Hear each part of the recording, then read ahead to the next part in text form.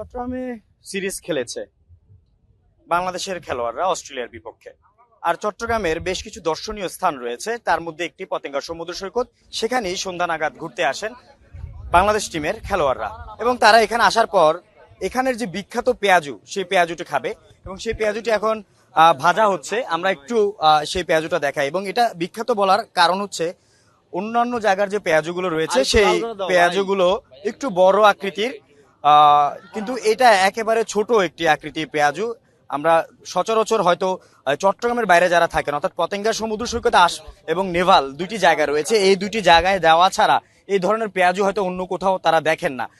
যারা এই পেঁয়াজু অর্ডার দিতে এসেছেন এবং ভাজছেন, নিয়ে যাচ্ছেন, আমরা একটু আপনাদের সাথে কথা, এই ধরনের পেঁয়াজু কি আপনারা দেখেছেন কিনা আগে? আর এটা পতেঙ্গার বিখ্যাত পেঁয়াজু বলা হয়। আমরা এটা সাধারণত পতেঙ্গা নেভাল বিচ আসলে এটা আমরা সাধারণত খাই। এটা আমাদের যারা প্লেয়ার আছে তারাও এই ব্যাপারে ইনফর্ম, এই জন্য আশাগুলো এসে আগে পেঁয়াজের কথা বলছে। অল্প ছিল, ওগুলো নিয়ে গেছি, ওগুলো খেয়ে আরো স্বাদ বেড়ে গেছে, গরম গরম ভাজতেছি। এখন সবার জন্য নেওয়া যাবে, এখন সবার জন্য নিয়ে যাচ্ছি। এই পেঁয়াজের সাথে একটা সালাদ দেয়, সেটাও এটা করেছি আমরা, এটা আমরা করেছি, ওটাও আছে, ওটাও করেছি, ওটা আছে, ওটা সালাদ, তারপর একটা স্পেশাল লবণ আছে, একটা স্পেশাল, ওই লবণটাও দিচ্ছি আমরা।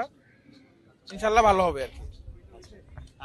এই যে পেঁয়াজু ভাজা শেষ, এবং পেঁয়াজুগুলো আমরা সেটি আমরা দেখছি যে সেগুলোতে এখন মশলা মিক্স করা হচ্ছে, এবং সালাদগুলো আমরা দেখতে পাচ্ছি যে সেখান থেকে তৈরি করা হচ্ছে।